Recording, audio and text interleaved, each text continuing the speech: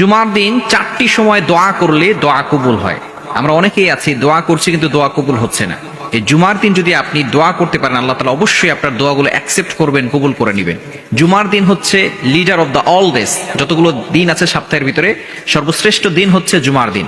Number 1, 1 number সময় হচ্ছে জুমার দিন ফজরের নামাজের আগে তাহাজ্জুদের সময়। নাম্বার 2, দ্বিতীয় নাম্বার হচ্ছে খতিব সাহেব যখন খুতবা দিয়ে থাকেন, 2টি খুতবা দেন, 2টি খুতবার মাঝখানে একটু বসেন।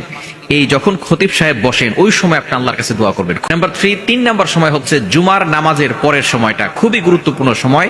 এই সময় যদি আপনি আল্লাহর কাছে দোয়া করতে পারেন, আল্লাহ তাআলা অবশ্যই আপনার দোয়াগুলো অ্যাকসেপ্ট করবেন, কবুল করে নেবেন। এবং 4 নাম্বার হচ্ছে খুবই গুরুত্বপূর্ণ সময়, যে সময়টা দোয়া করলে দোয়া কবুল হয়, সেটা হচ্ছে জুমার দিন আসরের নামাজের পরে মাগরিবের পূর্বে, যখন সূর্য অস্তমিত হয়ে যায় এই সময়টা মাগরিবের পূর্বে, আজানের পূর্বে আপনি আল্লাহর কাছে দোয়া করবেন। আল্লাহ তাআলা আপনার অবশ্যই দোয়া কবুল করবেন।